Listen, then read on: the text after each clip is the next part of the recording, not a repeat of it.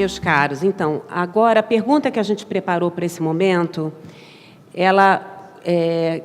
nós gostaríamos de ouvir de vocês quais são os elementos e as características dessas avaliações que foram úteis e relevantes para a transformação social que era pretendida. O Patton falou muito para a gente sobre transformação na manhã, né, durante a manhã. Então, o que vocês teriam a nos dizer sobre o envolvimento adequado dos principais usuários, as respostas, as perguntas que foram feitas, a hora que a informação chegou ou não para vocês, as conclusões avaliativas, que evidências, que reflexões, que ideias, o uso das metodologias, os usos dos dados monitorados. Quais foram os elementos que, em cada um dos casos, foram relevantes para a transformação social de vocês? Por favor, Maria Alice. Então, o nosso foco era o desenvolvimento local, né, contribuir para isso, e a Fundação desenvolvia, vamos dizer, 3 linhas básicas de atuação, mas vou resumir em 3. O atendimento direto à população, através de projetos diversos, de cultura, de jovens, juventude, saúde, famílias, mas um atendimento direto com diversos projetos. O fortalecimento de organizações daquela localidade, ali da Zona Leste, São Miguel, Emelino, Matarazzo, Itaim Paulista, e também a questão de influência em políticas públicas. A gente se articulava com políticas de saúde, e educação e assistência social, especialmente. Também um pouco de cultura e esportes, né? Bom, nós completamos 10 anos em 2016 e encomendamos vários estudos. Por quê? A gente estava, onde vamos? A Fundação atuava em 2 territórios especificamente dentro, lá em São Miguel Paulista. No Jardim La Pena, um bairro bastante vulnerável, muito pobre, e na região mais central de São Miguel Paulista, uma região chamada Jardim São Vicente. Essa atuação em São Miguel Paulista, no governo do Haddad, eles eram um clube da comunidade que entrou dentro de transformá-lo num céu do território. Então, essa atuação ali naquele território, naquele clube, ela parou de existir, iria existir depois que o céu se tornasse uma realidade, que até hoje ainda não aconteceu. Então, a nossa questão, depois de 10 anos, uma das questões era: vamos usar a nossa experiência para atuar em outro território, uma vez que ali nós não vamos mais atuar, porque vai se tornar um céu, que foi discutido, enfim, com a comunidade e tudo isso? E aí nós encomendamos 3 estudos. Então, acho que assim, um ponto importante foram 3 estudos que eram de diferente natureza, né? A Casa 7, com a Cristina Meirelles, que foi um olhar bastante qualitativo, foram 11 grupos focais e entrevistas individuais, mas desde o começo envolvendo a equipe da Fundação. Toda a equipe foi envolvida nesse processo, e esses grupos focais, nesses grupos focais participaram líderes comunitários ali da região e parceiros da Fundação Tite Setúbal, né? Esse foi um tipo de trabalho. O outro trabalho, que aconteceram todos simultaneamente. O outro trabalho foi desenvolvido pelo Haroldo Torres, né, um pesquisador que foi diretor do SEAD em São Paulo, e ele desenvolveu um trabalho mais quantitativo, embora fez também algumas entrevistas qualitativas, mas foi basicamente quantitativa, onde ele selecionou 16 indicadores relativos à economia, saúde, educação, assistência social, juventude, e viu a evolução desses 16 indicadores nas diferentes regiões da cidade, né? E nos últimos 10 anos. Então, como foi a evolução desse? E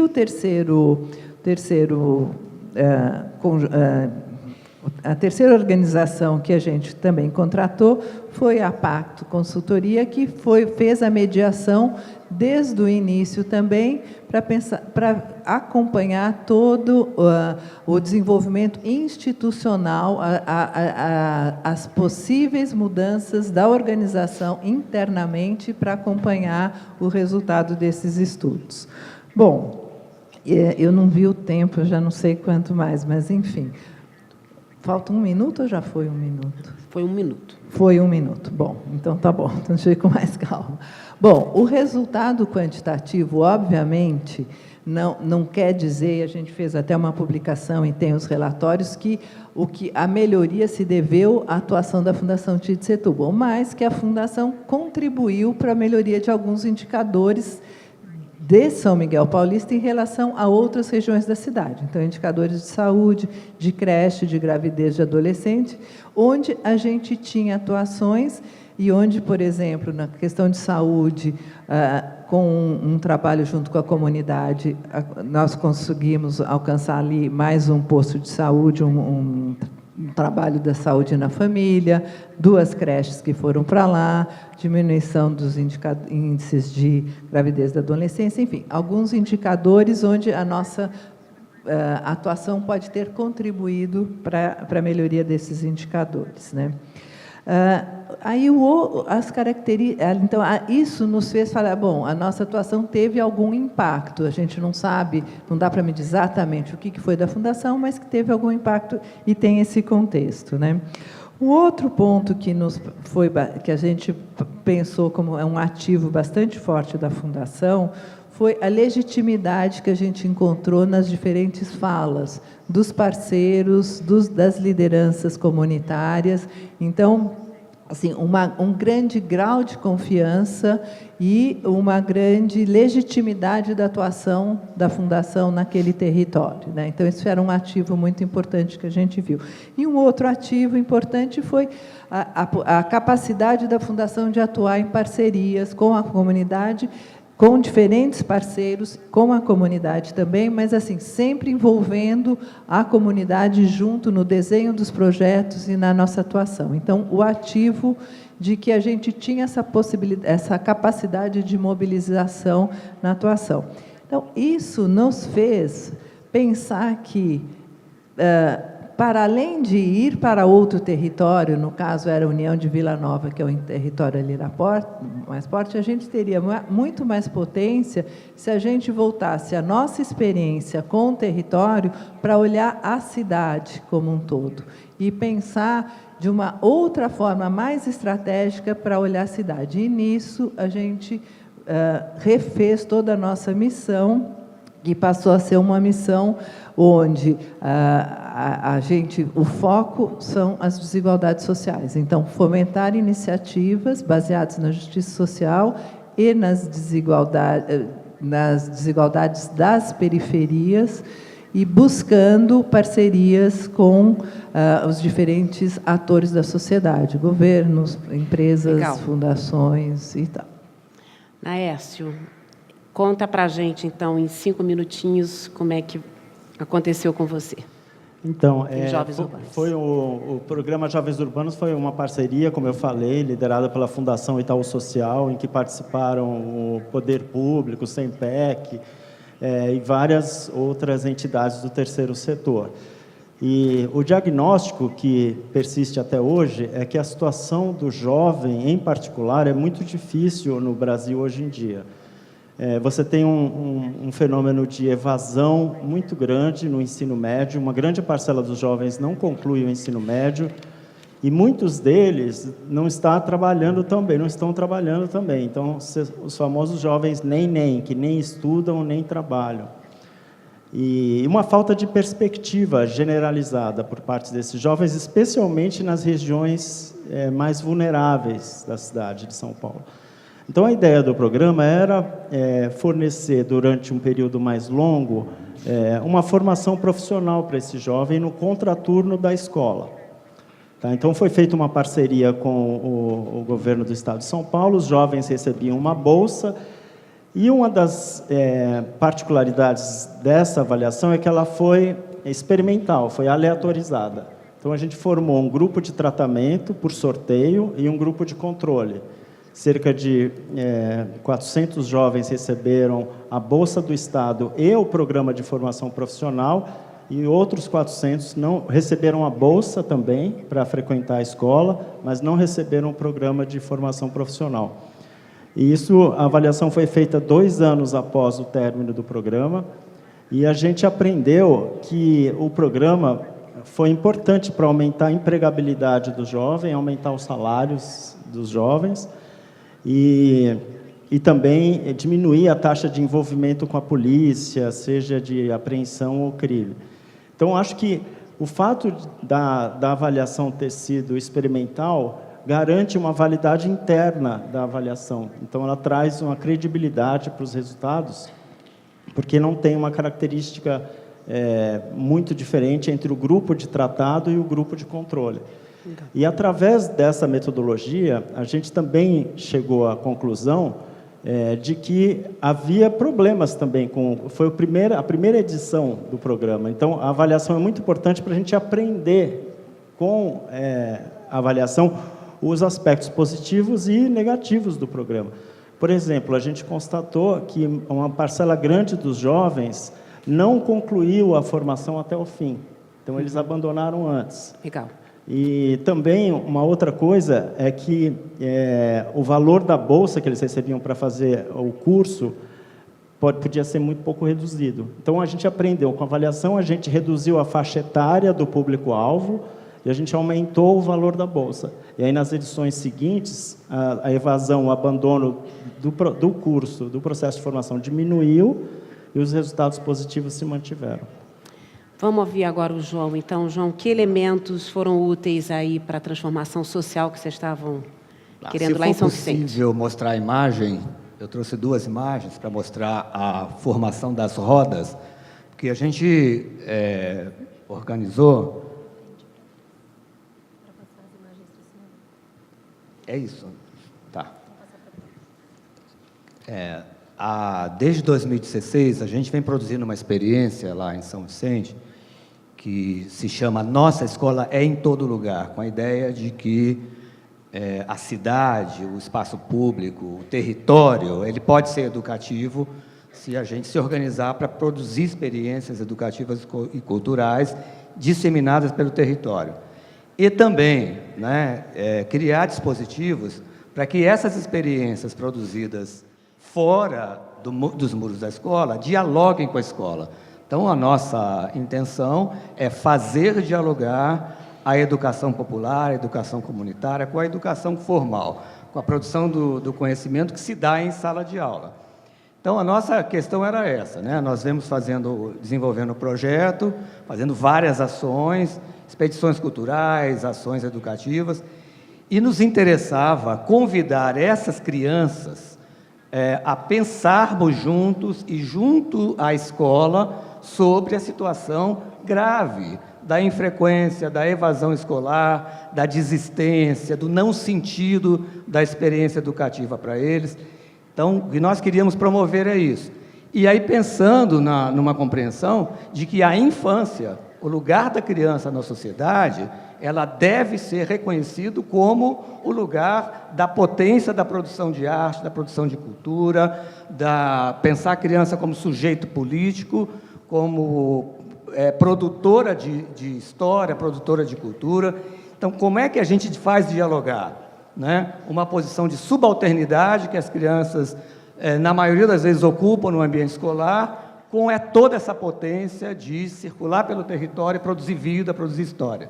Essa era a ideia. Então, a gente convidou as crianças que faziam parte do projeto e que são estudantes daquela escola parceira, para que nós fizéssemos uma roda, e a roda foi formada do seguinte modo.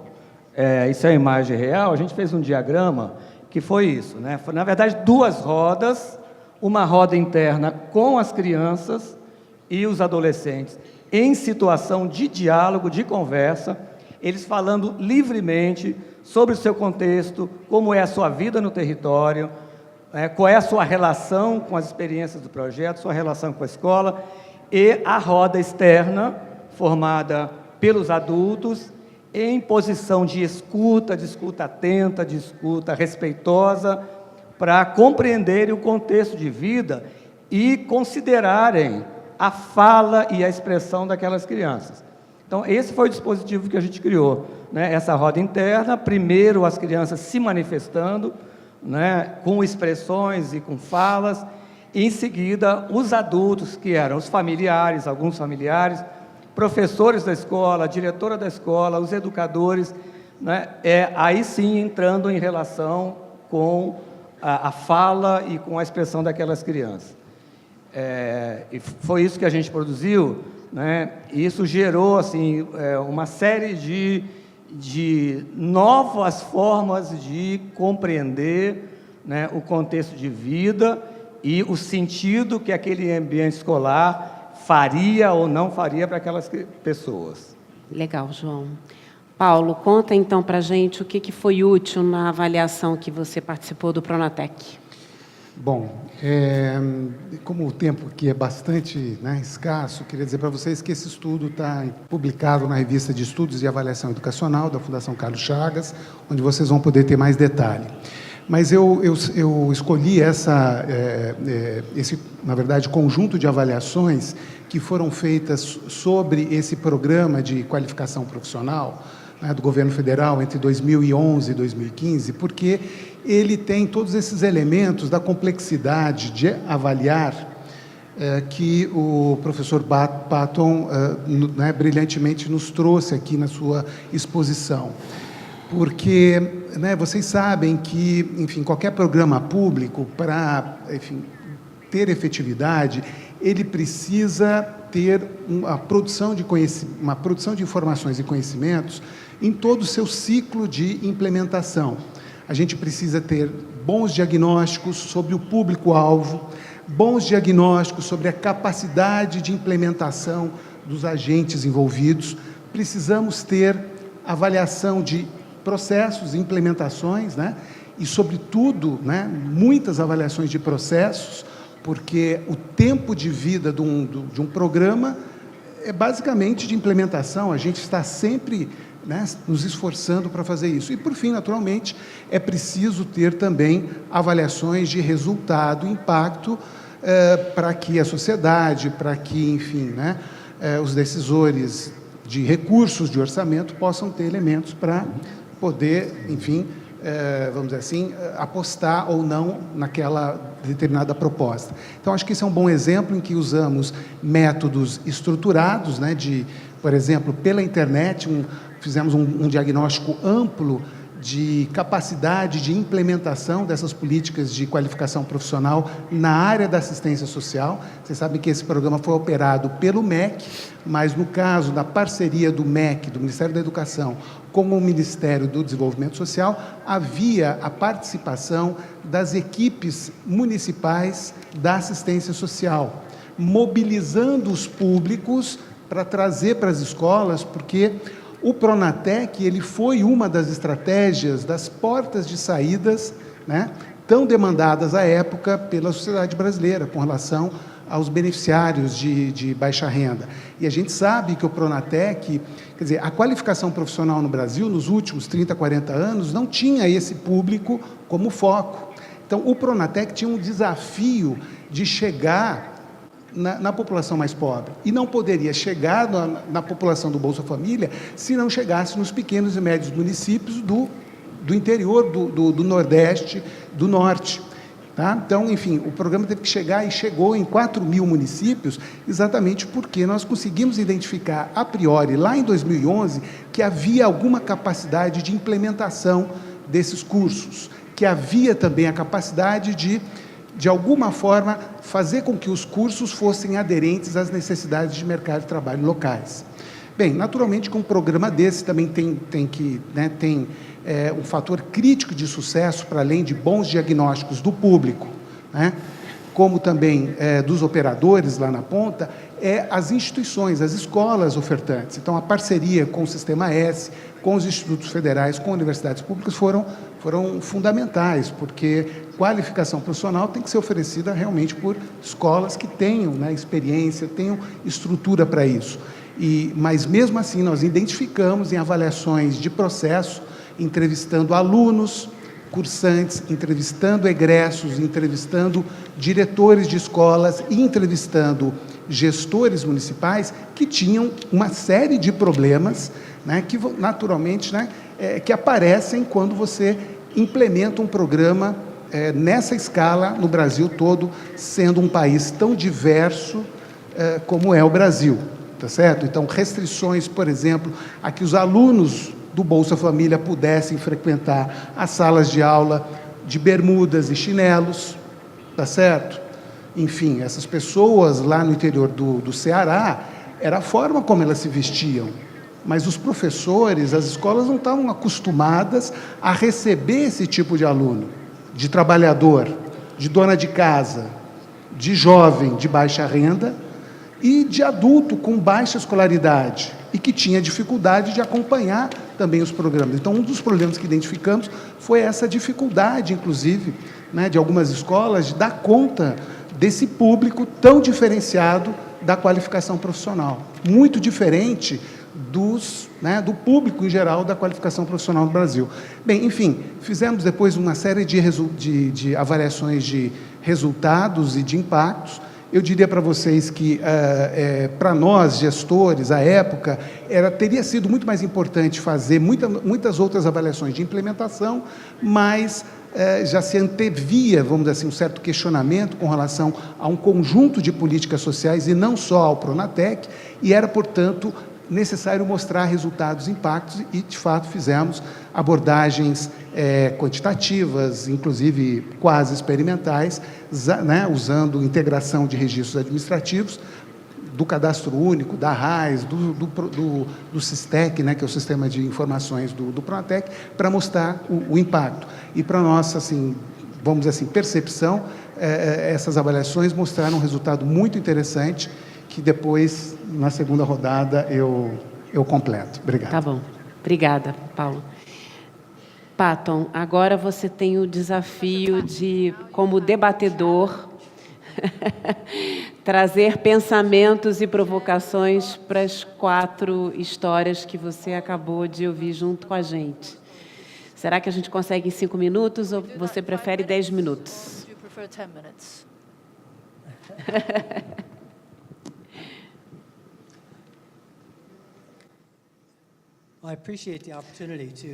Eu agradeço a oportunidade de ouvir tudo que os colegas têm para compartilhar conosco e saber as coisas que estão acontecendo.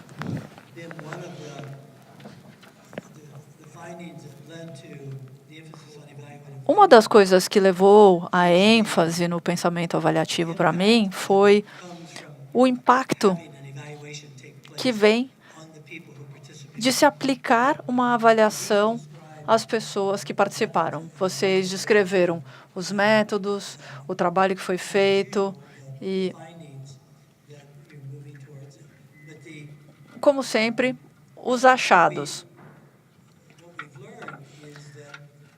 O que nós aprendemos foi que só o fato de se fazer uma avaliação já muda as coisas. E o monitoramento das transformações, das mudanças, é a próxima camada de se entender não só o impacto do programa, mas também da avaliação em si. Isso é controverso, de certa forma, para os pesquisadores tradicionais, porque na pesquisa tradicional, a pesquisa, em tese, não deve ter um efeito.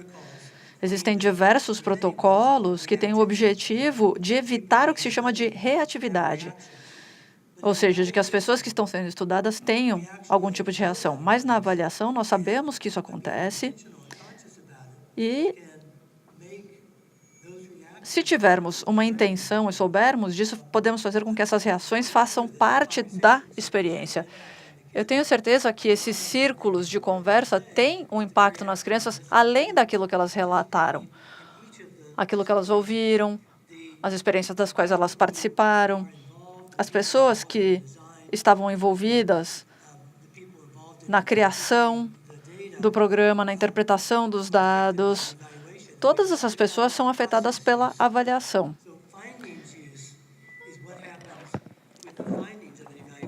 A utilização dos achados é o que acontece com os achados da avaliação. No início do meu trabalho, há 50 anos, quando estávamos estudando isso, nós nos concentrávamos na utilização dos achados. E só na 3ª edição da avaliação focada na utilização, que eu fui ver o que aconteceu com esse achado, com aquele achado, com as recomendações, que eu vi pela primeira vez que as pessoas estavam dizendo, bom, nós fizemos isso com esse achado e com essa recomendação, mas a coisa de mais valor foi avaliar o processo. E na transcrição, eu disse, que bom que você gostou do processo, mas o que você acha dos achados? Nós não tínhamos lugar para colocar esses processos, para pensar a respeito desses processos, para prestar atenção nesses processos. E agora que ficou claro que isso acontece,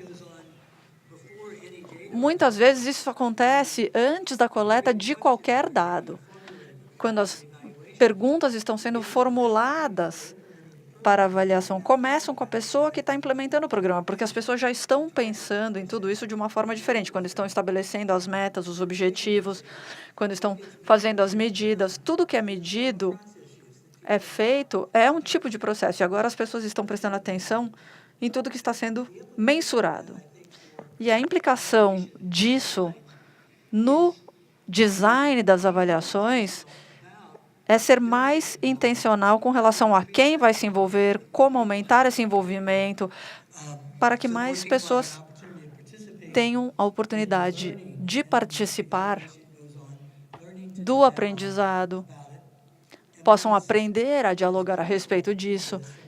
E o que é muito importante do ponto de vista do design da avaliação e do financiamento da avaliação é que essa parte do trabalho em si precisa ser financiada.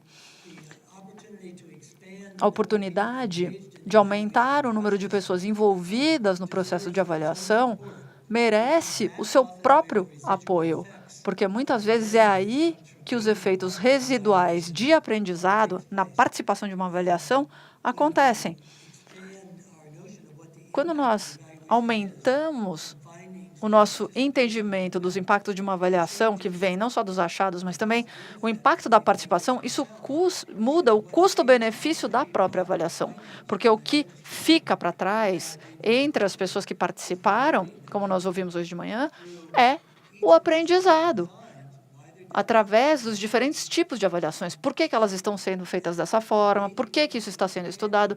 E engajar as pessoas e entender. Então, assim, a avaliação não vai ser feita para as pessoas, mas com as pessoas. Não vai ser feita sobre as pessoas, mas com as pessoas. Eu já fiz vários estudos de monitoramento de avaliações, pedindo aos professores, funcionários, líderes, clientes e alunos qual era o objetivo da avaliação. E eles não sabem por quê. Pedem para eles fazerem e eles fazem. Parte da nossa responsabilidade é utilizar esse tipo de trabalho de alta qualidade para trazer as pessoas para dentro da lógica. Por que isso está acontecendo? Qual é a lógica disso? É aí que o pensamento avaliativo e o uso do processo é utilizado na utilização dos achados. Patton, acho que traz para a gente essa reflexão super importante sobre o sentimento de pertencimento correlacionado com a questão da utilidade efetiva da avaliação. Se a gente não tem esse sentimento de pertencimento, ela não faz sentido, ela não tem significado nenhum para as pessoas que estão envolvidas nesse processo. E, certamente, as evidências que serão coletadas não vão nos ajudar a chegar a lugar nenhum ou a tornar essas avaliações efetivamente úteis, né? Eu acho que a gente pode, então, pegar esses 2 minutinhos que nos restam e a gente ir para a segunda pergunta, e a partir da segunda pergunta, de novo, nós vamos ouvir cada pessoa aqui durante 5 minutos. Patton novamente vai debater e vai trazer algumas questões, e aí eu acho que a gente faz a nossa conversa entre nós e com o público também, ok? Todo mundo pensando suas questões, suas perguntas? Então, vamos lá. Qual é a segunda pergunta? A segunda pergunta ela tem muito a ver com algumas das coisas que já foram ditas aqui, né? Em especial pelo Naércio, o que a gente aprendeu com a avaliação dos jovens urbanos. Maria Alice trouxe também o que a equipe aprendeu sobre isso, né, se modificavam na atuação da Fundação. O João, né, o que os educadores e as famílias aprenderam com as crianças. E o Paulo, o que os gestores aprenderam com a avaliação do Pronatec. Então, eu queria que cada um de vocês agora, ou do ponto de vista de quem participou da avaliação, ou de quem coordenou a avaliação, ou de quem planejou, desenhou e acompanhou a avaliação, o que essa experiência trouxe de aprendizagem, se vocês quiserem dizer, não só para vocês, mas para as outras pessoas, como o Patton disse, né, que participaram desse processo. E aí eu queria convidar, então, Maria Alice para começar. Bom, eu acho que são várias aprendizagens, né? E ouvindo e fazendo um gancho um pouco com a fala do professor Patton, eu acho que fazer o envolvimento de toda a equipe com a avaliação foi fundamental no caso da Fundação, né? O meu envolvimento pessoal, enquanto coordenadora, presidente do Conselho, e o envolvimento de todas as instâncias. Então, essa forma de pensar avaliação né, faz muita diferença, e com os diferentes atores, né, os diferentes stakeholders. Eu acho que isso é um grande aprendizado, e não é fácil, é difícil esse processo, e ele deixa dores ao longo do caminho, né?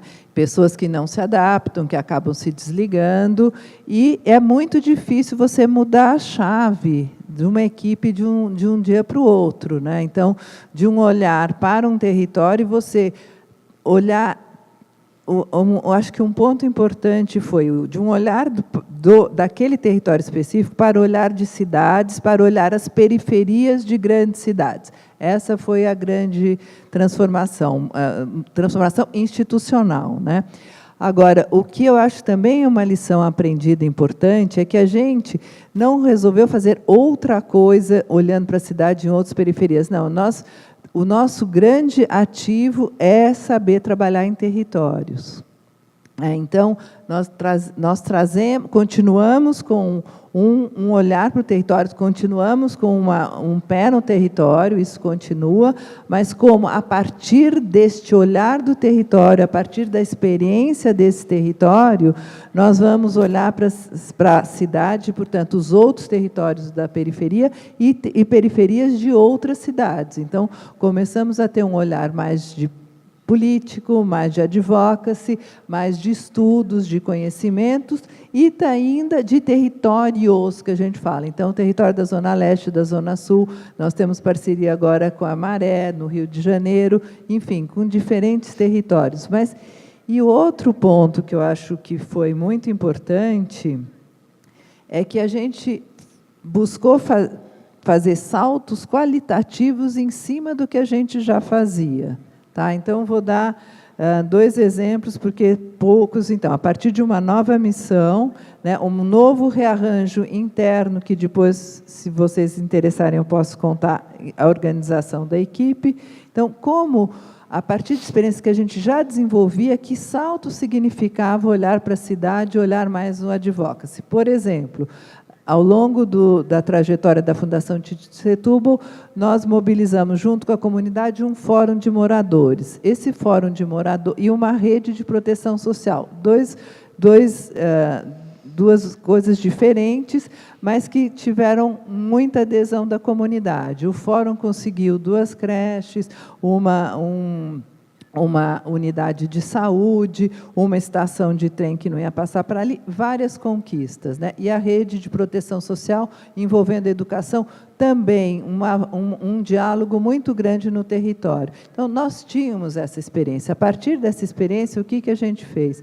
Nós vamos dar um salto em relação à política pública da cidade. Então, essa experiência nos legitimou para ir buscar construir um plano de bairro para o Jardim La Pena, que é uma das regiões onde a gente atua. Então, esse plano de bairro é um plano de bairro que pertence ao plano diretor da cidade, que envolve diferentes instâncias governamentais e da comunidade, um conselho gestor com as organizações da comunidade, as diferentes instâncias dos conselhos da subprefeitura, o conselho da cidade, enfim, e virou uma política pública, quer dizer, ele foi aprovado, ele é parte do plano diretor da cidade desse ano. Então, assim, e fizemos isso em parceria com a Fundação Getúlio Vargas e com 9 organizações do território que fazem parte do Conselho Gestor.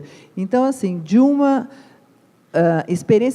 duas experiências bem-sucedidas, do Fórum de Moradores e da Rede de Proteção Social, a gente conseguiu dar um salto para uma política pública inserida dentro da política das cidades. E, enfim, a gente está tendo muita referência, porque é exatamente um olhar absolutamente participativo, construído, que depois também eu posso contar que é super interessante o que esse conselho gestor elegeu como prioridades para aquele bairro, né? Legal. Naércio, e o que você e as equipes dos Jovens Urbanos aprenderam? Então, a gente aprendeu bastante. Eu acho que, no início do processo avaliativo, os Jovens Urbanos foi uma das primeiras avaliações, né, da Fundação Itaú Social, avaliações de impacto. E aí a gente montava o programa e fazia avaliação de impacto após um determinado número de anos para saber o impacto do programa. Mas havia, naquela época, pouca preocupação com o monitoramento do programa, como o programa estava sendo implementado, uma avaliação detalhada do processo do programa, conversar com as equipes do programa, despertar o envolvimento das pessoas, exatamente na linha que o professor Patton estava falando.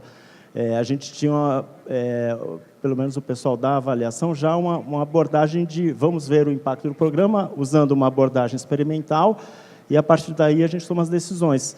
Mas a gente aprendeu que é importante misturar também avaliações, levar em conta grupos focais, entender os jovens que estão participando, o motivo por que eles estavam evadindo, e adotar uma abordagem mais holística, vamos dizer assim, da avaliação. A gente continua achando que a avaliação de impacto é importante, que a metodologia tem que ser refinada para a gente ter credibilidade nos resultados, mas que o ideal é combinar a avaliação e enxergar a avaliação de uma maneira mais ampla, levando em conta outros aspectos, tal como eu falei, né, o monitoramento, o planejamento, a implementação, o que os jovens estão sentindo, o que as pessoas que estão formando jovens estão sentindo. Então, essa é uma lição, um aprendizado muito importante que a gente teve com essa avaliação, que é combinar o rigor metodológico com a amplitude de abordagens. E aí a gente percebe que a gente acaba tendo um resultado melhor. A gente entende melhor o programa. Eu acho que isso é que é o importante. A avaliação de impacto é um dos componentes que deve ser conjugado com vários outros fatores para entender melhor o sucesso do programa, o que deu certo e o que não deu certo. Isso foi o nosso maior aprendizado. Obrigada. E você, João, e os professores e as famílias, o que vocês aprenderam com essas rodas com as crianças? Então, aprendemos que compreender o modo como um território se organiza e propor transformações no território, primeiro, exige diálogos intergeracionais, né? A gente tem investido muito no estudo mesmo e na experimentação de colocar em diálogo, né, diversas pessoas em situações distintas, com idades diferentes, e fazer um aprendizado, porque não é simples isso. A gente costuma se encontrar mais entre pares, né, entre grupos de idade, entre grupos que defendem determinada questão muito específica, e promover encontros intergeracionais, interdisciplinares, intersetoriais, nos pareceu um desafio. Também queria falar um pouco da experiência do professor nas suas manifestações, na marcha pela ciência. No nosso caso, a gente faz muitos processos e muitos convites para que as crianças, os jovens e os adultos também ocupem as cidades, né, promovendo expressões, manifestações, né, porque isso cria um ambiente de participação política, né, que nos parece muito importante, né. Então, nós temos um bloco carnavalesco, né, que se chama Eureka, Eu Reconheço o Estatuto da Criança e do Adolescente, que é uma ocasião que nós temos para fazer todo um processo preparatório, né, com formação crítica, com formação política, e vão para a rua, vão manifestar, né, a nossa indignação e também levar nossas proposições, porque a gente constrói muitas proposições. Não somos só reativos, né? Nós também podemos ser propositivos, ativos, críticos, mas em uma experiência que a gente propõe que seja bastante integrada, integrando políticas públicas, movimentando as pessoas no território. E nós temos um dispositivo que a gente já elegeu como sendo um destino para esses processos de reflexão e avaliativos, e, no nosso caso, em termos da política da infância, é o Conselho Municipal dos Direitos da Criança e do Adolescente.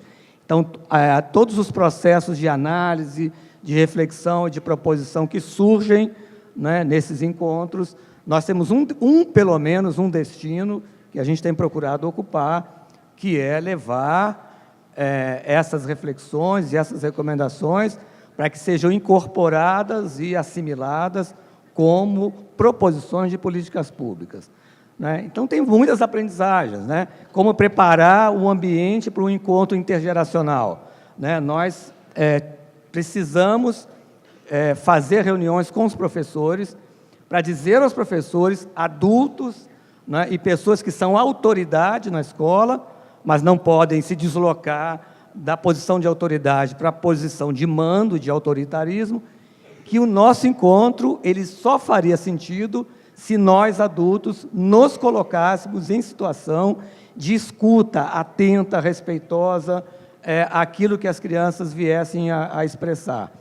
E, no nosso caso, com as crianças e as famílias, em nossas assembleias comunitárias, que são semanais e acontecem dentro daquela própria escola, né, fazíamos a nossa preparação para o diálogo com os professores e com a direção da escola. Então, entendemos isso, que a gente tem que se preparar muito e desenvolver em nós a capacidade de manejar grupos, né? E aí, estudar Paulo Freire, estudar Pichon Rivière, né, estudar os processos grupais, é muito importante para a gente sustentar, né, esse enorme desafio que é fazer o diálogo intergeracional e intersetorial. Muito bem, obrigada, João. Paulo. Bom, eu resumiria assim, o aprendizado ou a consolidação de percepções minhas, eu acho que da equipe, eu diria até para um grupo maior, até de técnicos no setor público envolvidos com políticas públicas, em 3 grandes aprendizados, né? Que tem a ver com ampliação do pensamento avaliativo, visando a transformação social, os 2 motes que estão aqui colocados. A primeira, então, questão, eu acho que foi encarar que a avaliação de programas públicos no Brasil, em particular, é dessa perspectiva que eu estou comentando, na avaliação de políticas públicas, o centro da preocupação tem que ser a implementação dos programas. Os desafios, os gargalos, os problemas com a implementação. Tá certo? Porque os programas não surgem do nada. Os programas existem, as políticas existem, porque elas dão consequência, elas operacionalizam direitos instituídos, elas operacionalizam demandas sociais que são colocadas pela sociedade nas eleições, no Estatuto da Criança e do Adolescente, no Estatuto do Idoso, enfim, né? Enfim, a legislação na nossa Constituição, né, está comemorando 30 anos agora, com um conjunto amplo de direitos.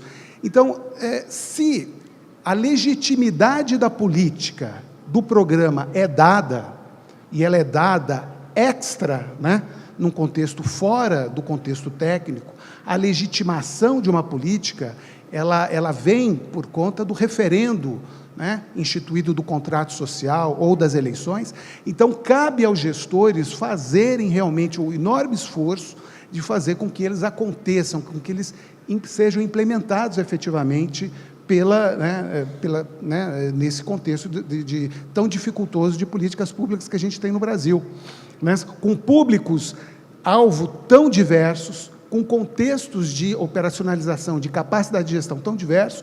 Então, é um desafio, né, fazer com que política pública no Brasil, no caso, inclusive, qualificação profissional, que é tão complexa, efetivamente produza resultados. E, para isso, né, avaliações de implementação exigem abordagens multimétodos, abordagens estruturadas e menos estruturadas, exploratórias, quantitativas e, inclusive, quase experimentais. Tá certo? É preciso entrevistar beneficiários, é preciso entrevistar gestores, é preciso entrevistar o burocrata de nível de rua, o técnico lá na ponta que está padecendo de todas as dificuldades. Todos eles, né, têm o que, né, colaborar e trazer para a nossa reflexão, para essa triangulação. O segundo aprendizado, vou falar mais rapidamente, tem a ver com uma coisa muito importante, que é que, para além dos critérios técnicos da avaliação, para além da robustez dos métodos, que certamente têm que ser observados, existem os valores públicos que presidiram o desenho do programa, da política, e precisam ser resgatados por ocasião da avaliação somativa. Se os desenhos de políticas sociais ou de políticas públicas no Brasil, elas tiveram um compromisso com, em muitas delas, integralidade, equidade e efetividade social, sustentabilidade ambiental, esses são princípios que têm que estar presentes na hora de fazer essa avaliação. Eu não posso substituir os desenhos, quer dizer, os princípios que orientaram o desenho por critérios, tá certo? Da ocasião, da avaliação, critérios de eficiência econômica do gasto, tá certo?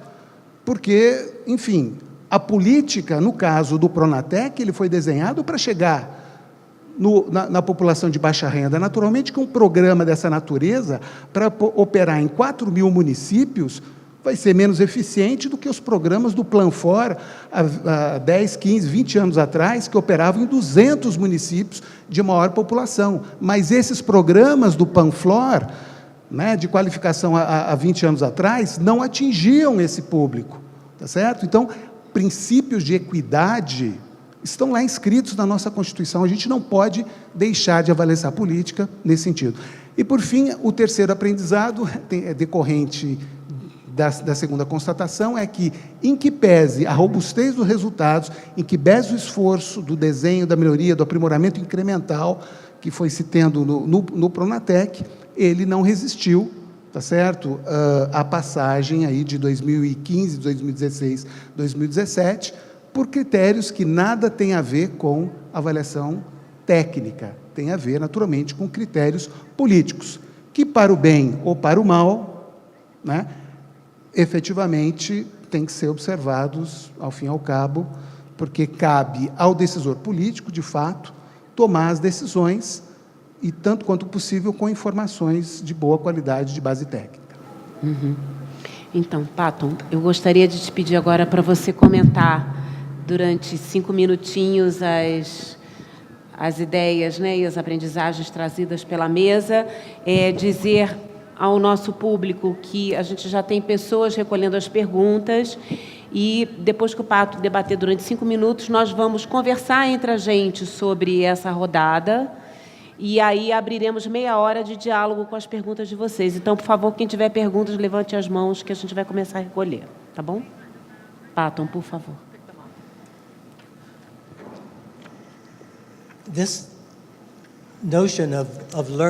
Essa ideia dos aprendizados é crucial para as avaliações. Faz parte da rotina ter uma sessão sobre aprendizado, sobre o programa. Existem algumas oportunidades com que se aprendeu através das avaliações. E a ideia do aprendizado e de lições aprendidas agora fazem parte da cultura popular de tal forma que começa a desvalorizar a noção do que é uma lição aprendida. A Britney Spears escreveu um artigo, Lições para a Vida, ou Justin Bieber escreveu outro, Lições para uma Boa Vida. Nós chegamos num ponto onde a base empírica das lições está sendo questionada.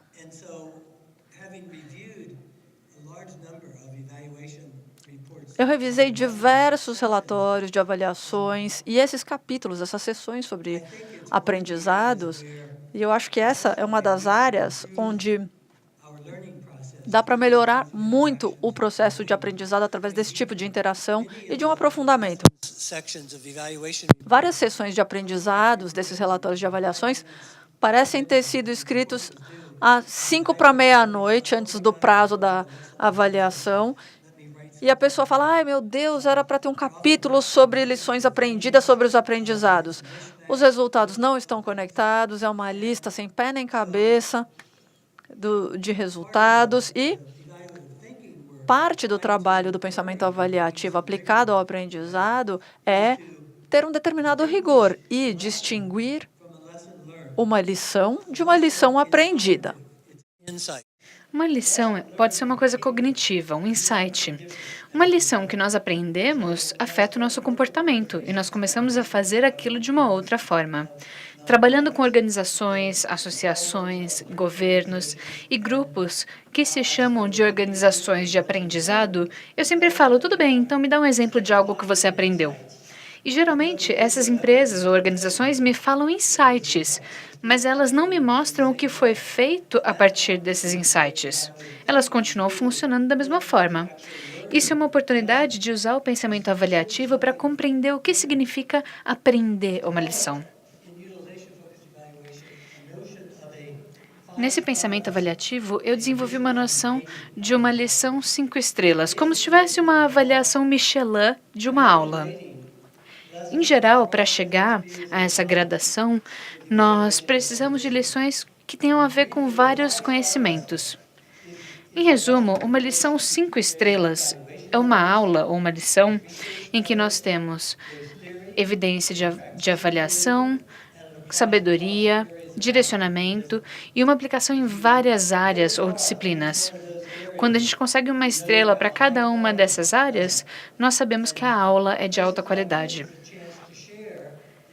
Em contextos assim, a gente tem uma oportunidade de compartilhar essas informações e de entender que, tudo bem, a gente está vendo uma aula de avaliação, mas fazendo uma triangulação disso em áreas e disciplinas, o resumo de tudo isso nos leva a um padrão de convergência. E é aí que nós temos uma aula de altíssima qualidade. Nós temos que saber isso para compartilhar isso com as pessoas que estão criando novas experiências e colocando isso dentro dos designs. Então, quer falar, Maria Alice?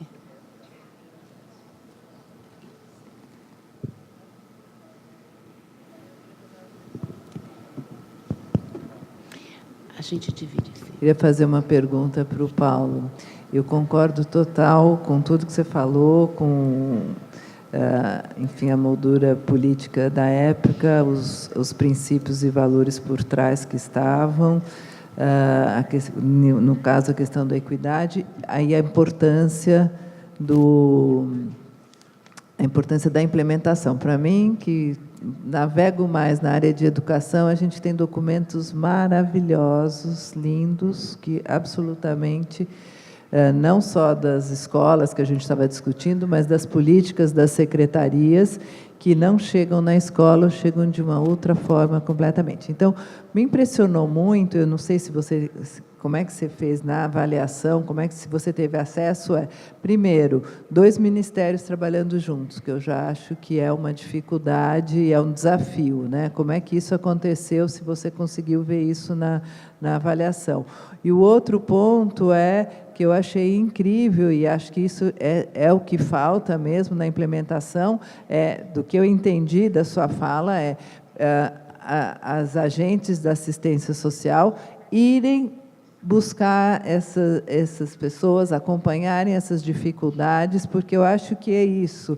Enfim, como a gente tem na Fundação Tídio Setu uma experiência muito grande com população de alta vulnerabilidade social das periferias, a gente sabe que, se você não acompanhar, se você não ver quais são as dificuldades e ir buscando barreiras e ir flexibilizando, isso não acontece. Então, o que me surpreende é como um programa nacional, com a extensão que teve, você colocou como isso foi fundamental. Queria entender como é que conseguiu acontecer isso, as duas coisas, os 2 ministérios trabalharem juntos.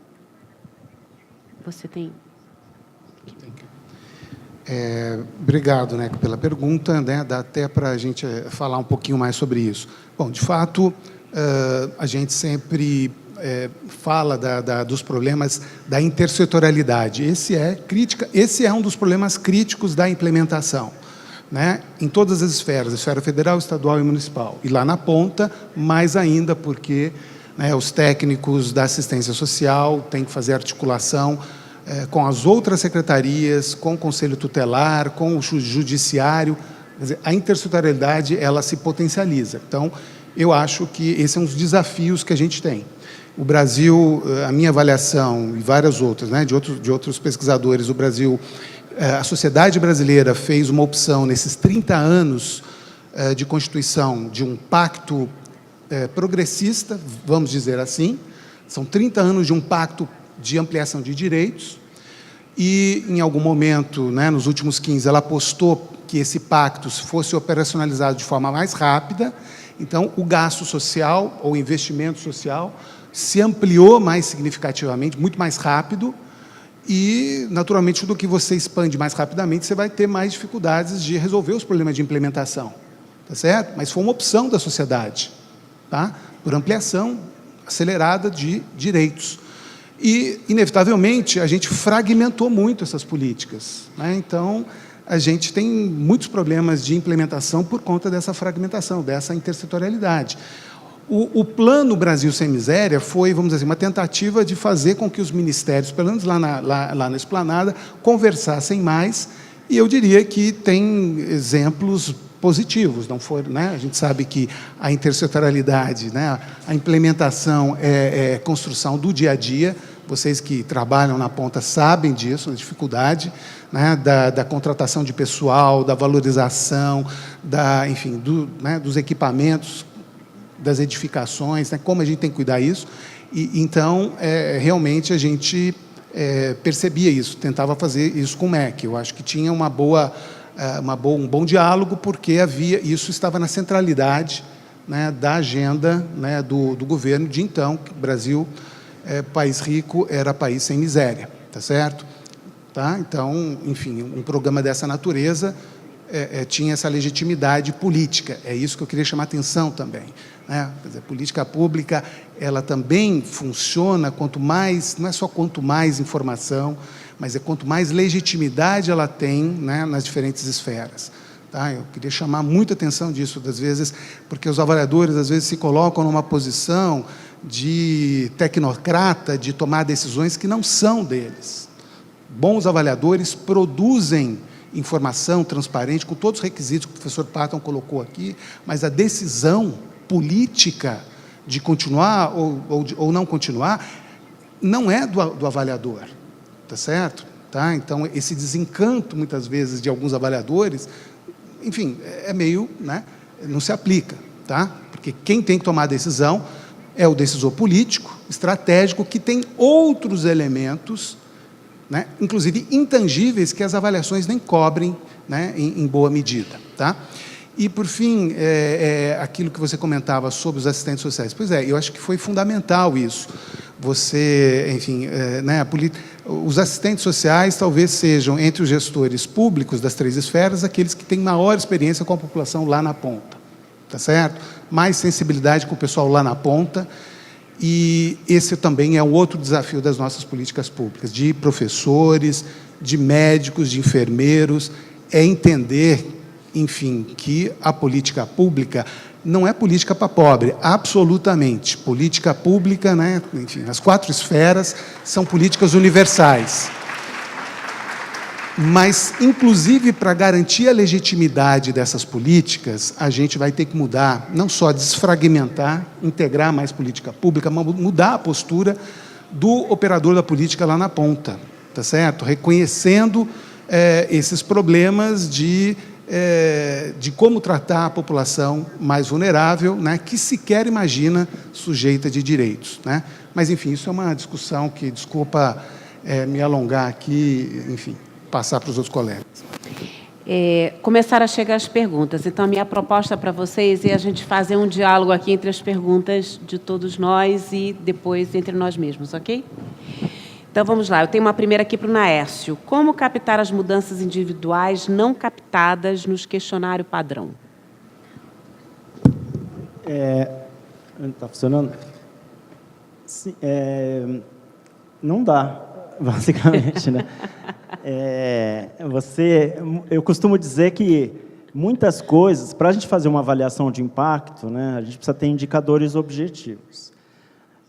Isso pode parecer muito limitante, mas, na verdade, não é, porque muitas coisas você consegue transformar em indicadores objetivos. Hoje em dia, você tem psicometristas, pessoas que estão medindo habilidades socioemocionais, aptidão musical. Eu já vi avaliações medindo o impacto em várias dimensões do ser humano que eu imaginava que não seriam possíveis. Então, na verdade, se você tiver criatividade, se você estiver bem assessorado, você tem possibilidade de medir perseverança, medir amabilidade, medir resiliência. Então, nesse sentido, mas essas mensurações, não sei se a pessoa está se referindo a um questionário tradicional, mas é possível mensurar vários aspectos, desde que você tenha criatividade e seja bem assessorado. Agora, se for alguma coisa que é impossível de ser mensurada de alguma forma, aí não dá para fazer avaliação de impacto usando esse indicador. Uhum. Aí, João, chega uma pergunta aqui que eu acho que dialoga com essa que o Naércio tentou responder agora, que diz o seguinte: como convocar vontades nos jovens de periferia em relação às transformações? Penso que a primeira responsabilidade nossa é criar e sustentar espaços coletivos de convivência. Essa juventude, e as crianças em especial, eu digo especial porque isso tem sido a nossa experiência, é impressionante o interesse, a vontade, o corpo das crianças são desejosos de encontrarem outros corpos, se relacionarem, conviverem, produzirem pensamento, produzirem arte, produzirem cultura. Penso que a primeira responsabilidade nossa é criar e sustentar espaços coletivos. O Gastão Wagner de Souza Campos, ele faz uma reflexão que eu considero importantíssima, quando ele fala da urgência da criação do que ele chama de espaços coletivos, que são espaços para a produção de processo de cogestão. Ele trabalha muito a ideia da cogestão. A cogestão como um espaço de produção de sujeitos, de coletivos e de transformação das instituições. Pela convivência, pela circulação da crítica, da análise, da reflexão. Então, eu tenho visto isso na nossa experiência. Especialmente nos territórios vulnerabilizados. Estou colocando dessa forma, porque eles não são vulneráveis, porque são vulneráveis. As pessoas não são vulneráveis porque são vulneráveis. Eles são vulnerabilizados ou por atos intencionais ou por omissões. Um pouco como a gente vem falando aqui. Então, acho que a primeira tarefa nossa é essa. Legal. Eu queria agora fazer uma pergunta para o Patton e para o Paulo Januzzi, que elas se encontram. Para o Patton, eu recebi a seguinte pergunta: qual a fronteira entre avaliação de programas e a gestão participativa? E para o Paulo veio exatamente uma pergunta sobre a abrangência da avaliação, onde ela começa e onde ela termina. Então, acho que a gente poderia ouvir primeiro o Patton e depois o Paulo, pode ser?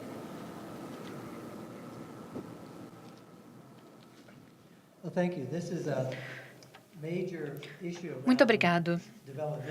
Essa é uma questão muito importante com relação ao pensamento avaliativo e a forma como a gente lida com as avaliações. Eu acho que não existe essa divisão arbitrária ou universal. Na minha opinião, o que importa é a gente criar uma negociação dessas margens, deixando-as transparentes e explícitas. No entanto, não existe nenhuma linha, nenhuma divisão completamente clara. Quando eu trabalho com as avaliações e estou tão próximo dos programas, principalmente com as dificuldades de implementação, Nós sabemos que geralmente são essas dificuldades que constituem as principais barreiras para o sucesso. Como eu já tenho 15 anos de experiência com isso, as pessoas que trabalham comigo querem aproveitar essa experiência e valorizam todo esse conhecimento. Então, o objetivo é sempre ser transparente e explícito, mas sem criar uma linha artificial que crie caixinhas nas quais nós tenhamos que estar. Tudo depende do contexto e da situação. A ideia também é criar novas oportunidades de colaboração. É importante que, nesses momentos, os avaliadores fiquem à vontade para desempenhar um papel mais importante ao longo da implementação, principalmente, porque ela sempre é complicada. Aonde a avaliação começa, onde ela termina? Bom, partindo de uma concepção mais ampla de avaliação, ela é todo o processo de produção de conhecimento voltado à implementação de um programa, de um projeto social ou de um programa público, desde o início, ou seja, então, eu preciso ter a produção de diagnósticos de público-alvo, diagnósticos de capacidade de gestão, diagnóstico de contexto de intervenção, eu preciso passar pela implementação e, portanto, preciso detalhar, preciso ter pesquisas qualitativas, né, sobretudo o grupo focal e tantas outras estratégias, né, observacionais, etnográficas. Nós fizemos, por exemplo, pesquisas etnográficas do Bolsa Família em comunidades indígenas, né?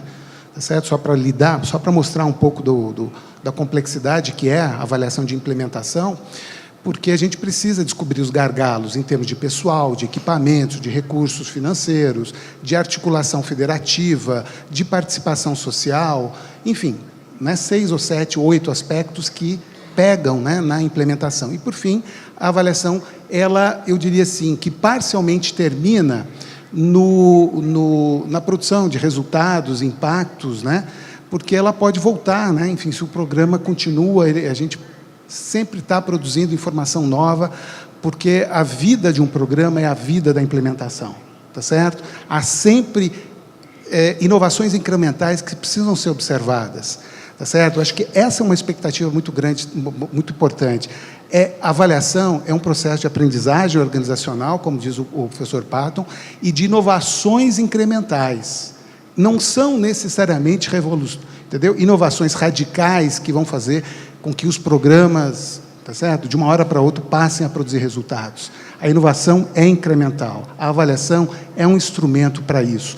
E aí, só para finalizar, a avaliação, ela termina com um largo esforço de disseminação. Porque se a gente quer inovação incremental, aqui em São Paulo, lá no interior do Piauí, lá no interior do Amazonas, a gente precisa fazer com que os indicadores, com que os estudos qualitativos sejam compreendidos pelos operadores dessas políticas, para que eles possam fazer uma comparação daquela realidade que ele vive no município com aquilo que aquilo que foi identificado. Será que eu posso inovar? Será que isso que está relatado aqui é o que eu faço no meu município? Será que eu não posso mudar? Tá certo? Então, eu queria só chamar a atenção desse aspecto, que eu acho que é um compromisso técnico do avaliador, é produzir relatórios de diferentes naturezas. Não ficar nos relatórios técnicos, mas em estratégias e relatórios que sejam apreensíveis para o operador das políticas lá na ponta. Maria Alice, acho que quer fazer um comentário.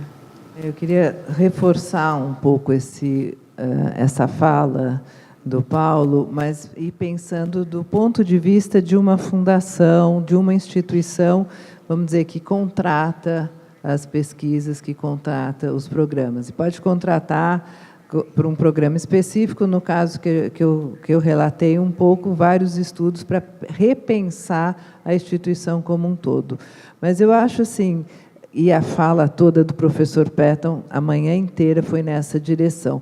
Qual que é o significado dessa avaliação? Quer dizer, ele não pode ser para fazer parte do relatório corporativo do final do ano. Quer dizer, não faz o menor sentido ser fazer uma avaliação, porque o meu financiador pediu, só por isso, para que aquela instituição, aquela fundação coloque no final do ano nos seus relatórios as avaliações, e ficamos falando, a gente passou no Brasil de uma cultura de não avaliação para, de repente, uma cultura, nem sei se é uma cultura, falando assim, mas assim, uma cultura de especialmente, eu acho, do investimento social privado, de tudo se avaliar, de tudo querer resultados e querer resultados de curto prazo. Se a gente está pensando que nós, enquanto fundações, institutos do investimento social privado, nós temos um compromisso com a equidade, é isso que nos faz fazer sentido de existência, né? Quer dizer, não podemos pensar no curto prazo, não podemos pensar apenas qual que é o mais eficiente, qual que é o custo-benefício, apesar de que esses pontos são importantes, né? Mas, então, o que me veio de fazer esse comentário é que, quando começa e quando acaba a avaliação, essa avaliação não acaba para a instituição. Ela tem que se rever, ou enquanto instituição, ou rever o seu programa que foi avaliado, ajustar ou não, e ter um olhar estratégico. Quer dizer, de novo, o olhar não é para... não é para dizer, puxa, o meu programa é mais legal que o seu, foi o mais bacana. É um olhar estratégico para pensar o país. Se a gente esquecer disso, por que estamos aqui e por que avaliamos, a gente só está reforçando esse individualismo da sociedade, o que a gente critica nos políticos, a gente está fazendo aqui também. Quer dizer, ela só faz sentido se isso continuar dentro das instituições, senão perde qualquer significado. Então, gente, eu estou vivendo aquele momento difícil de ter 10 perguntas maravilhosas e só 16 minutos, tá? Então, eu tentarei aqui contemplar o máximo possível as questões que foram trazidas para a mesa, e eu elegi 3, eu vou mencioná-las agora e deixar vocês à vontade, porque eu acho que são 3 questões com as quais nós tensionamos diariamente.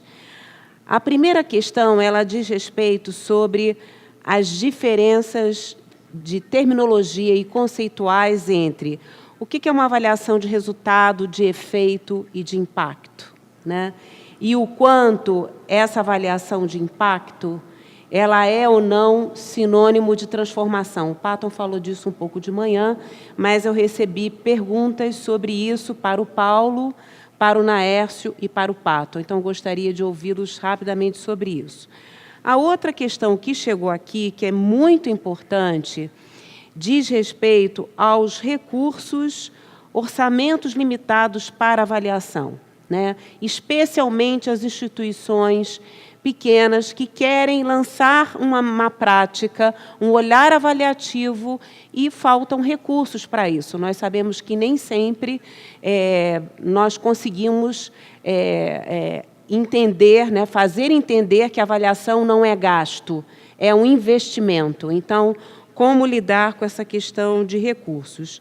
E, por fim, não menos importante, tem uma pergunta aqui que fala sobre em que medida esses conceitos de pensamento avaliativo que estamos trazendo hoje, eles têm a ver ou não com os métodos mais tradicionais de avaliação. Quer dizer, em que medida essa nossa tentativa hoje de pensar fora da caixa, ela dialoga ou não com as práticas avaliativas que nós já aprendemos, que nós já estudamos, né, e que lidamos com ela todos os dias. Porque acredito que as pessoas queiram sair daqui com respostas para a sua prática. Não adianta também hoje aqui a gente estar levantando uma série de questões e a gente não conseguir sair daqui com alguma ideia do que faremos amanhã ou na semana que vem. Então, queria que vocês respondessem, por favor, com esse foco.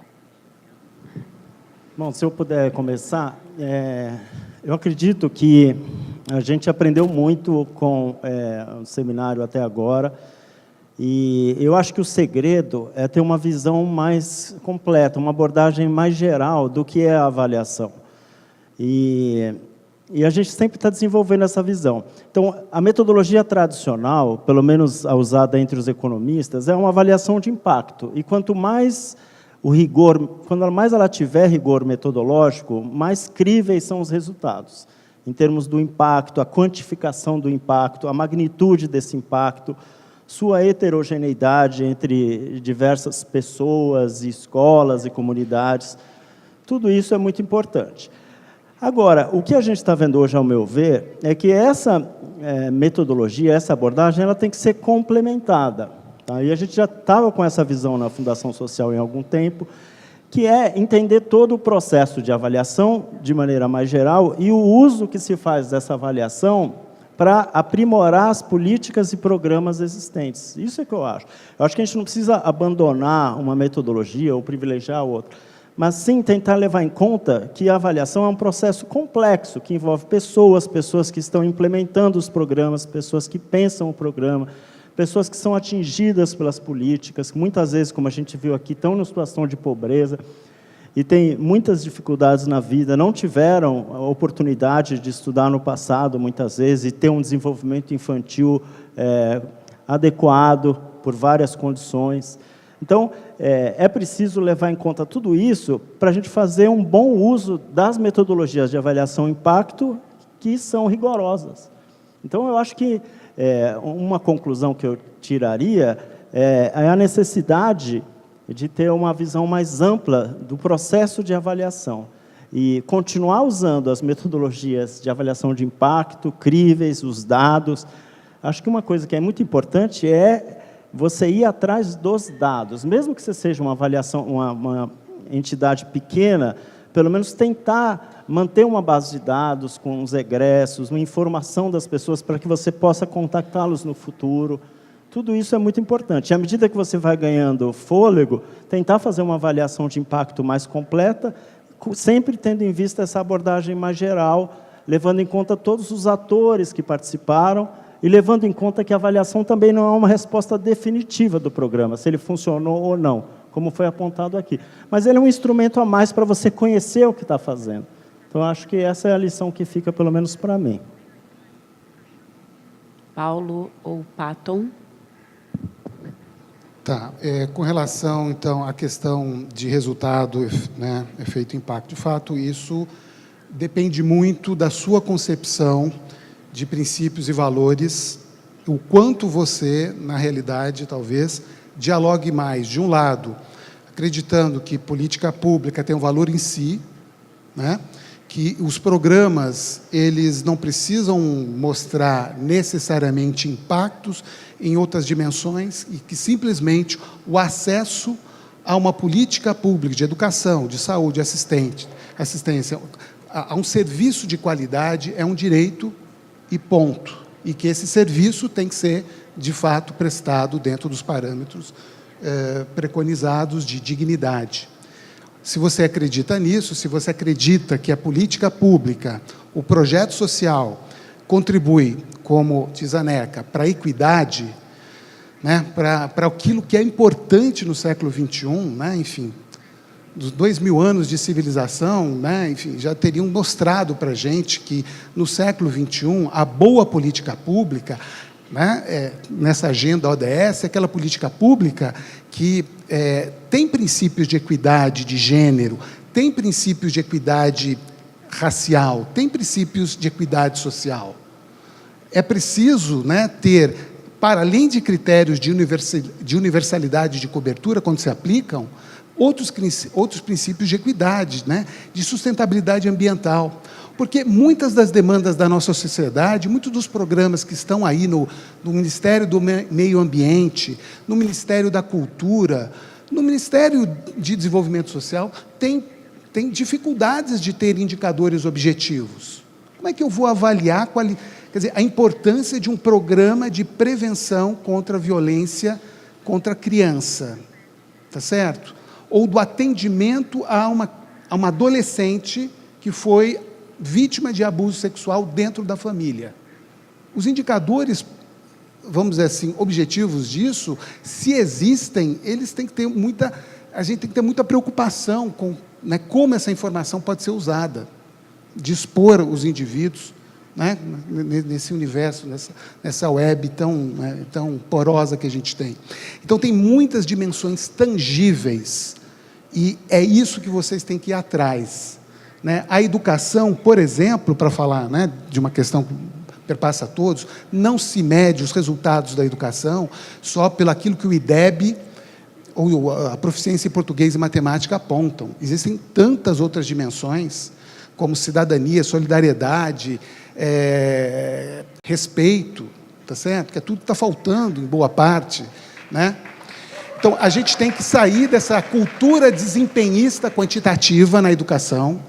A gente tem que mudar, inclusive, essa postura de que avaliar é só colher resultados tangíveis. Não são, porque, se assim for, não há programa no meio ambiente de preservação de espécies ameaçadas, ou de fomento à cultura de comunidades em processos de vulnerabilidade, de quilombolas, indígenas, que se sustentem sob critérios tangíveis, em geral, muito associados ao que eu acho que é um critério meio, que é a eficiência. Eficiência econômica é um critério meio, não pode ser um critério fim.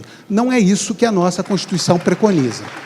Nossa Constituição, e eu insisto isso, gente, porque, no fundo, esse é o embate. Esse é o embate que a gente passa, tá certo? Eu não sou contra que se faça avaliações de eficiência, eu não sou absolutamente contra que se faça avaliações quase experimentais, quando elas são eticamente possíveis e quando elas, de fato, respondem às necessidades mais específicas do gestor. Mas eu não vejo, né, que a gente tenha que começar a avaliação a partir do método. O que define o método é a problemática ser mais tangível, menos tangível, mais holística, mais complexa. Isso é o que nos orienta na escolha da metodologia. Obrigada. Pato?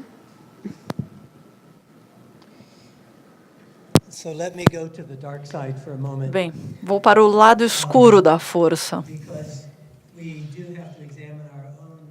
porque nós precisamos examinar as nossas próprias práticas, e essas questões nos levam a pensar sobre os abusos e as questões dentro das avaliações em si. Então, eu vou começar falando sobre os valores e julgamentos.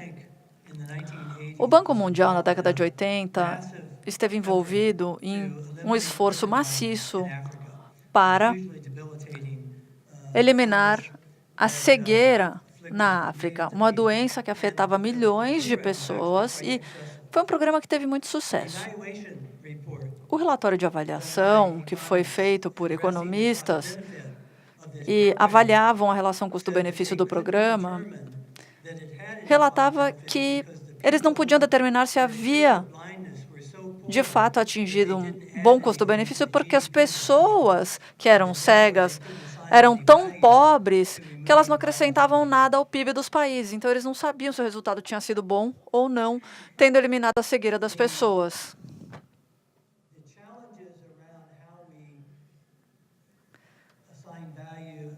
Os desafios de como determinamos os valores, classificamos os métodos, e esse comentário a respeito da metodologia após as questões é muito importante, porque a maior parte dos designs das avaliações não são determinados dessa forma. O Banco Internacional de Desenvolvimento dá bônus para diretores de programas que fazem ensaios randomizados controlados. Você acha que alguém pergunta se isso é apropriado ou não? Eles não querem saber, eles querem saber como eles vão ganhar o bônus. Eu já fiz várias revisões dos designs de estudos deles, um feito aqui no Brasil, e é constrangedor, tanto em termos de ética quanto em termos de metodologia. Vocês conhecem a lei de Campbell, né? Todo mundo conhece, Donald Campbell. Indicadores, um dos grandes visionários da avaliação, que escreveu muito eloquentemente a respeito do potencial das avaliações que dão um apoio à igualdade numa sociedade democrática. Percebeu o lado negativo de se tentar utilizar indicadores e formulou a lei de Campbell, que diz que quando qualquer indicador se torna um indicador de alto risco, ele está corrompido. Todos os grandes desastres financeiros que aconteceram, de Enron, a recessão mundial de 2008, são escândalos de indicadores. Aquele escândalo das hipotecas foi um escândalo de indicadores que quase acabou com todo o sistema financeiro mundial. Ou seja, por mais poderosas que sejam as nossas ferramentas, os nossos métodos, elas têm o mesmo poder de causar danos quando são mal utilizadas, quando são utilizadas de forma mundana, quando os incentivos para as pessoas que estão aplicando essas metodologias são errados. E é por isso que é importante ter esse tipo de fórum, para que nós possamos avaliar os nossos próprios trabalhos, para ter certeza que estamos fazendo o que fazemos da melhor forma possível. E para eliminar as coisas que estão sendo mal feitas. E a questão dos indicadores, os incentivos pouco apropriados para design, as premissas erradas que muitas vezes envolvem elementos financeiros. Essas são coisas que precisamos avaliar dentro da nossa prática e dentro da nossa própria ética. Não param de chegar perguntas, então vamos tentar mais uma rodada. O custo além do custo, eu queria adicionar mais 3 questões que têm a ver com o custo também. Uma delas diz respeito, em que medida, elas vieram para a NECA, mas eu acho que a gente também pode abrir para vocês falarem. Em que medida os processos que acompanham os projetos, as intervenções e verificam os seus resultados, podem ou não garantir a sustentabilidade desses resultados. Então, acho que essa é uma questão importante. A outra questão importante diz em que medida a avaliação tem a ver com advocacy. E, por último, uma pergunta aqui que chegou, que tem a ver com orçamentos e valores e tal, se a gente tem ou não como utilizar indicadores, os mesmos indicadores para projetos distintos. Bom, são várias questões, vou começar aqui a tentar responder essas, depois eu falo um pouco dos custos, né?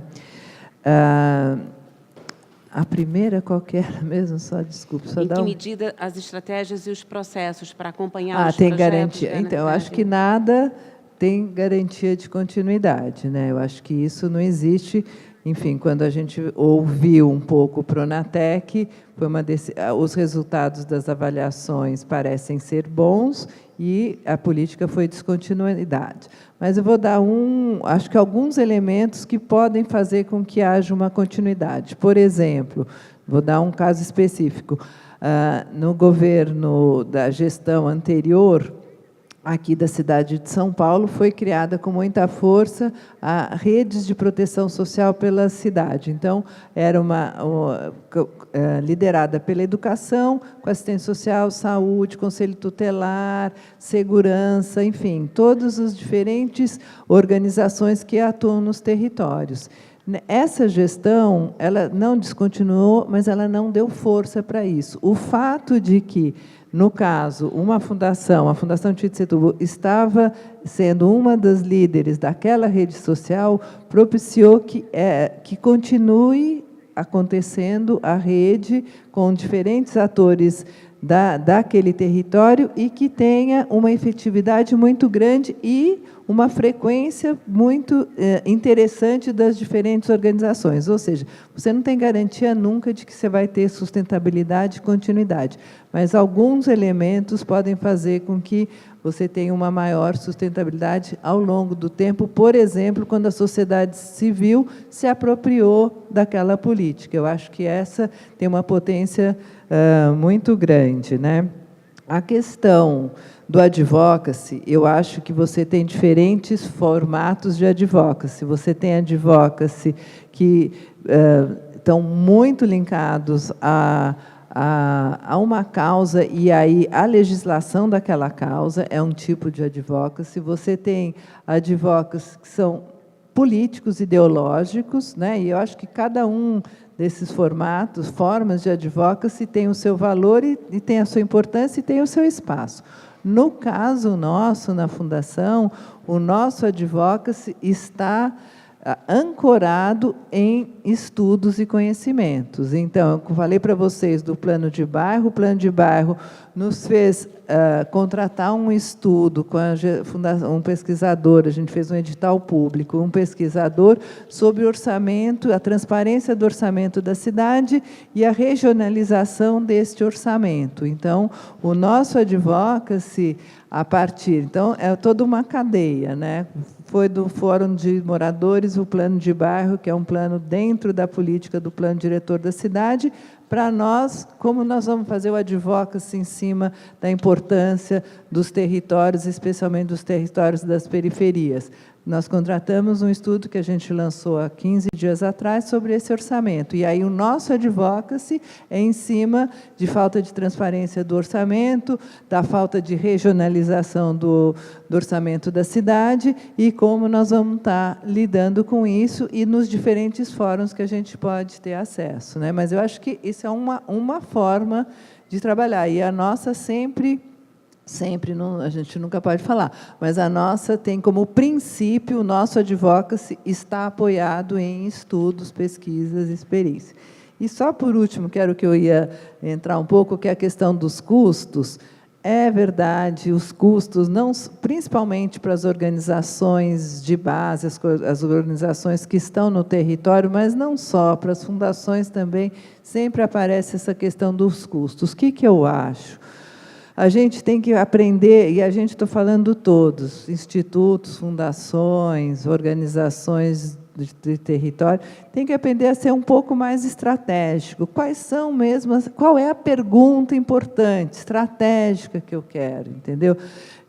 Porque aí também talvez eu já elimine outras avaliações que não vão me trazer tantos elementos, não vão ser tão importantes. Então, acho que assim, aprender a fazer boas perguntas não é fácil, né? Qual que é mesmo o meu problema? As crianças, sei lá, não estão indo, está com problema de nutrição. Mas o que é mesmo, entendeu? Não basta isso. Acho que a gente tem que discutir internamente as organizações e pensar qual que é mesmo a boa pergunta, ou com a pessoa que já vai avaliar, e ser mais estratégico. Porque se eu consigo ser mais estratégico, eu vou ter um pouco menos de quantidade de avaliações. Eu vou poder até demandar financiamento de uma questão muito estratégica. E o outro ponto, mais 2 outros pontos, Mônica, é saber comunicar. Eu acho que a gente tem uma dificuldade, eu falo a área social como um todo, a área da educação como um todo, a gente tem que aprender a saber comunicar para um público mais amplo, saber mostrar por que é importante aquele resultado, por que é importante o nosso trabalho, né? Saber comunicar de uma forma estratégica. Eu acho que é um aprendizado isso, né? É um aprendizado importantíssimo. E, finalmente, mostrar, quer dizer, por que é importante a avaliação, uma pergunta estratégica? Como eu vou, inclusive, defender essa pergunta estratégica, saber comunicar, e depois como eu vou divulgar esse resultado, né? Isso foi falado aqui. Não adianta ser para mim mesma, para aquele território, para o meu financiador. Os resultados têm que ser discutidos. Então, a gente tem que aprender, independente se a organização tem um foco de advocacy ou não, aprender a divulgar e defender no espaço público, porque é aí que as coisas vão ser discutidas. No espaço político, é o espaço político. Não adianta a gente dizer que não gosta de política, que é tudo corrupto. Não é. A política é onde nós vamos estar discutindo os diferentes interesses, e é isso que vai gerar as políticas públicas. Então, a gente tem que aprender a discutir isso para além dos nossos amigos que vão bater palma para a nossa avaliação. A gente tem que discutir isso com aqueles que não concordam com a gente. E a gente tem que saber argumentar por quê. Então, é isso que faz sentido, que o professor falou lá a manhã inteira hoje, que é ter significado e sentido as avaliações, né? Mas eu falo, a gente mesmo, todos nós, a gente tem que aprender muito a atuar nesse espaço público, de saber ouvir os diferentes e os nossos adversários para poder convencê-los, senão nós vamos falar só para os nossos amigos. Gente, eu queria agradecer muito esse momento com vocês, espero que ele tenha sido útil para todos, espero que ele tenha gerado muitas inquietações, muitos pensamentos, inspirações e aprendizados. E a gente continua, então, com a próxima mesa. Quem me ajuda agora com a orientação aqui do público. E obrigada, Neco, obrigada, Naércio, João, Paulo e Patton, por essa tarde. Obrigada.